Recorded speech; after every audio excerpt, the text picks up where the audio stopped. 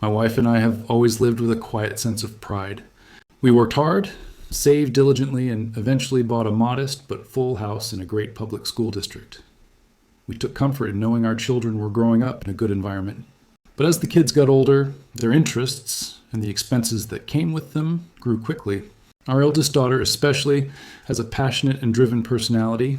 Since ninth grade, she's thrown herself into every activity imaginable.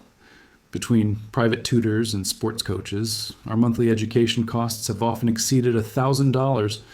With our younger son now entering middle school, the pressure on our finances has become heavy. These days, my wife and I are constantly looking for things we can cut back on. Then one day, during one of our budget talks, my daughter came to me. She said there was a summer camp in another state, one connected to her dream career. A senior she admired had attended it and used the experience in her college admissions essay. She was convinced it could change her future and wanted to attend not just once, but for 2 years in a row. I checked the numbers. The camp alone cost over $2,000 for 2 weeks, without counting lodging or meals. And because it was in a major city, the total would be close to $5,000. I wanted to say yes. More than anything, I wanted to encourage her dreams. But reality hit hard. We simply couldn't afford it. So I suggested she look for something local, volunteer work or a smaller program instead.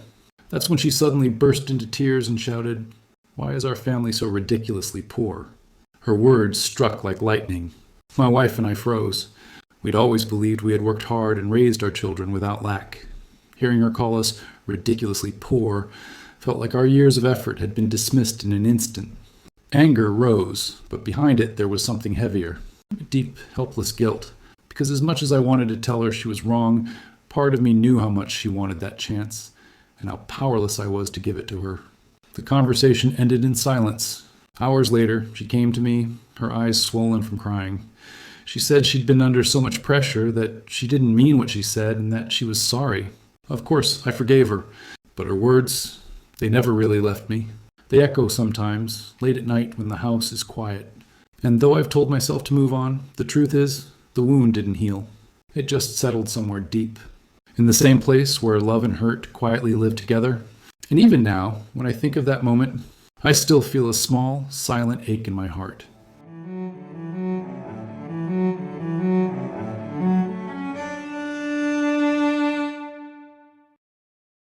Welcome. Today's letter really gives us a raw, quite uncompromising look at a stress point that I think is quietly defining a lot of the modern middle-class experience. It's this paradox, isn't it? Having, enough money to look successful, at least on paper, Right. but feeling perpetually, insufficient when you measure up against what your own kids seem to need competitively. It's a really powerful distinction, and it goes, like you said, far beyond just simple budgeting. Yeah. So our mission today really is to analyze these structural pressures, the socioeconomic forces, if you will, that turn what should feel comfortable Right. into this anxiety-ridden race. We need to unpack how this specific kind of financial strain hits a family's core identity, their communication, even when, to the outside world, they look like they're achieving the American dream. And the central conflict described in this letter is it's truly devastating. Is this brutal collision between, parental pride, that feeling of we did our best, it was enough. Yeah, that conviction. And then a child's sudden, just devastating perception that the family is inadequate. The writer captured it perfectly, I thought, in the title they gave this account, The Silent Ache of Insufficient Means. It really sets the tone. It does. Okay, so let's explore how this ache actually began. So the family, they started from a position of, genuine earned achievement. The father describes their efforts with a quiet sense of pride. Earned pride. Exactly. They worked hard, saved diligently, and they secured that classic middle-class goal, a modest but full house. And crucially, it was located specifically in a great public school district. Right. That was the key. Their original measure of success, their comfort, it seems fundamentally tied to knowing they'd provided a secure, high-quality environment for their kids. And the definition of success, providing the environment, that's the critical hinge here, isn't it? If we look back maybe a generation ago, securing that good environment, the good public school, That was the main thing. that was sufficient. That was the primary currency. What's so fascinating, and frankly a bit scary, is how quickly that currency got, well, devalued. How so? The moment the children started really pursuing their ambitions, that foundational security started to erode because of what some sociologists call the inflation of achievement. Okay, the inflation of achievement. Let's linger on that. If their security was tied to the school district, where did the first crack appear? It started with their daughter. She's described as passionate and driven. Which sounds great, right? In a vacuum, absolutely. Yeah. Wonderful traits. Huh. But in today's, high-stakes world, supporting a passionate and driven child almost inevitably means massive expense creep. Ah. The letter details how the combination of private tutors, maybe specialized test prep, elite sports coaches, it meant their monthly education costs, and this is the figure that really jumps out, often exceeded $1,000. Wow. $1,000 a month. But hang on. If they were so disciplined, financially saving, modest house, why did they let that $1,000 a month creep in? Doesn't that suggest maybe a lapse in discipline? Or is that just the new baseline cost? I think it's much more the latter. Yeah. And that's the trap, isn't it? This isn't really luxury spending we're talking about. It's almost defensive spending. Defensive spending. Yeah, driven by status competition. The parents likely felt they had to spend that money just to keep their daughter competitive with her peers, even within that great public school district. Because everyone else was doing it. Exactly. If every other driven student has a $100 an hour tutor and you opt out, well, you feel like you're sacrificing your child's ambition. They weren't just funding a dream. They were essentially buying insurance against her falling behind. So that $1,000 bill became psychologically mandatory. It validated their pride in her potential in a way. Precisely. It shores up the parental identity of doing everything possible. Okay, so the foundation was already kind of compromised by these necessary monthly costs. And then this slow erosion suddenly became a cliff. Mm-hmm. When the daughter presented the specific catalyst for the crisis, this out-of-state summer camp. Correct. And crucially, this camp wasn't framed as just, a fun summer getaway. No, it was presented as essential, a high-value credential. Right. She saw it, and this is critical, as directly linked to her dream career. Yeah. And maybe even more importantly, to college admissions. Yeah, the letter notes she knew an admired senior who had successfully used that exact camp experience in their application essay. See, that shows how quickly the sort of cost of entry to the next level shifts from this abstract competition to a concrete, non-negotiable price tag in a teenager's mind. And that price tag was the fatal flaw for their budget. It was. The camp itself cost over $2,000 for just 2 weeks. But when you factor in travel, lodging, meals in a major city, the total bill they were facing was closer to $5,000. $5,000. Yeah. And this is where that sustained pressure of paying $1,000 a month extra suddenly slams into a demand for a $5,000 lump sum they simply didn't have earmarked. That's a huge gap. That gap, that $5,000 gap, it's the difference between, encouraging a dream and having to deliver a really stark, painful refusal. You really feel the father's internal conflict here. He desperately wanted to say yes. He wanted to be that supportive dad who encouraged her dreams, right? Validate her passion. Of course, every parent does. But when he looked at the family's reserves, well, the reality hit hard. They literally couldn't absorb that $5,000 hit without jeopardizing other, maybe less visible, but still crucial long-term goals, like retirement or savings for another child. And so the resulting refusal, that triggered the trauma. The fathers suggested alternatives, maybe local volunteer work, a smaller program nearby. He tried to compromise, to still validate her ambition somehow. Without draining the bank account. And that's when the financial reality just boiled over into that absolutely devastating emotional confrontation. The daughter burst into tears and shouted, and this is the quote that just lands with such visceral power, "Why is our family so ridiculously poor?" Ooh. Let's just pause on those words for a second. Ridiculously poor. For many people listening, if you're living in a modest but full house in a great public school district, you are, by almost any standard definition, not poor. Objectively, no. So what does ridiculously poor actually mean in the context of this letter? What is she really saying? Well, I think she means they are resource poor relative to her immediate peer group and her competitive goals. She isn't measuring their wealth against, say, national poverty lines. She's measuring it against the perceived top tier of opportunity and the unspoken, maybe, financial commitments of the families around her in that competitive environment. When college admissions starts to operate like a financial arms race, a process sometimes driven by what you call opportunity hoarding. then the family that can't afford the $5,000 key camp is, in those specific competitive terms, functionally poor. So her outburst, while obviously emotionally devastating and, let's be honest, unfair to her hardworking parents, Deeply unfair. it's actually an accurate reading of the high-stakes economic environment she feels she's facing. She's correctly identifying a lack of competitive capital. I think, sadly, yes. That's exactly right. And that is what struck like lightning, as the father put it.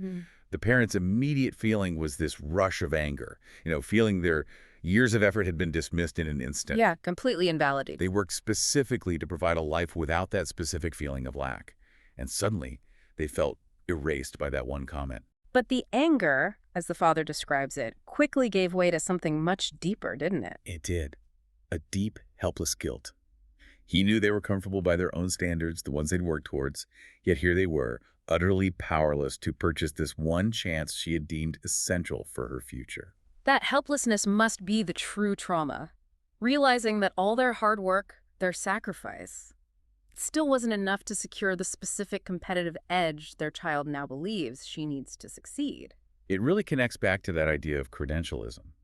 The father felt he had provided the environment, the necessary foundation, solid ground. Right. But his daughter lives in a world where the currency is increasingly about specific credentials. The name of the camp, the prestigious activity. The guilt stems from recognizing they sacrificed for the former, only to realize the market now demands the latter, and they just can't afford that upgrade. It raises such a vital question, I think, for you listening, especially if you're navigating these pressures right now. How do we reconcile that quiet, totally justifiable pride in the solid life we've built through effort and thrift with the cold, modern economic reality that today's high-stakes competition seems to demand continuous, expensive, almost non-optional investment? And what's so heartbreaking is that the immediate conflict, it was resolved, at least on the surface. The father details that hours later, the daughter came back, apologized, said she was under pressure, didn't really mean it. Yeah, the classic teenage back. And naturally, the parents instantly forgave her, as you would. Of course. Yeah. But the immediate conflict being neutralized didn't fix the underlying issue, did it? That perspective gap, the difference between the parents' pride in their sufficiency and the child's fear of insufficiency that remained. Absolutely. The father notes her words never really left me. The financial decision was made, the apology accepted. But the wound, as he put it, didn't heal. It just settled somewhere deep. They echo sometimes late at night. That phrasing is so powerful. It's the lingering emotional tax of this whole situation. Yeah. The pain wasn't just about not having the $5,000. It was the shattering of that core family myth, maybe, that hard work alone guarantees opportunity in this new landscape. Right. The apology smoothed over the social interaction, the family dinner table conversation. Sure. But it didn't remove the truth that was revealed in that outburst, that at that moment, the daughter fundamentally saw their family's financial reality as an impediment to her ultimate success. And this is why that emotional scar tissue remains. The wound becomes this constant, quiet reminder that, well, parental omnipotence is a myth when you're up against these huge economic structures. The father can provide love, discipline, stability, but he cannot provide unlimited competitive resources. Yeah. And now the family shares this unspoken understanding of their collective financial ceiling. The letter concludes with just a profoundly resonant observation, noting that this is the place where love and hurt quietly live together. That small, silent ache in his heart, as he says, it's the persistent reminder that he loves his daughter unconditionally. But that unconditional love now has to coexist with the conditional reality that his absolute best, his total sacrifice, might still be insufficient for her competitive future. And that's the lasting psychological impact, isn't it? The parents realize they might face future choices where they have to compromise their own long-term financial stability, maybe their retirement, maybe savings for another child, just to purchase the specific competitive credentials their daughter believes are necessary. The cost of modern ambition, it's not just felt in the budget anymore. No, it's felt in the unavoidable compromise of future security and in these really difficult family conversations. This whole narrative, it connects back to all of us, I think, because this isn't simply a story about lacking one specific sum of money for one camp. No, it's bigger than that. It's about the hidden emotional tax paid by so many families who are striving to maintain opportunities for their children in this incredibly high-cost, hyper-competitive environment. Yep. You can sacrifice, you can be disciplined, you can do everything right. But you cannot always guarantee the specific outcome your child expects or feels they need. That really sums up the challenge. Hmm.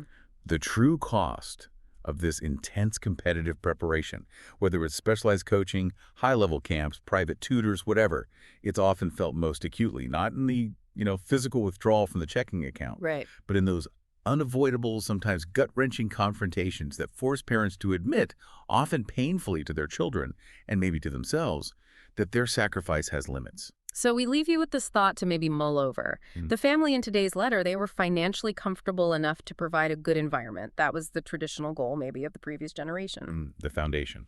But they were not comfortable enough to guarantee every opportunity, which seems to be rapidly becoming the mandatory definition of success, or at least adequacy, for the current generation trying to get ahead. Yeah, that's the shift. So what is the fundamental difference between providing a good environment and guaranteeing every single opportunity? And maybe more importantly, how do we prepare the next generation for a world where that distinction is becoming increasingly painful and, frankly, financially defining?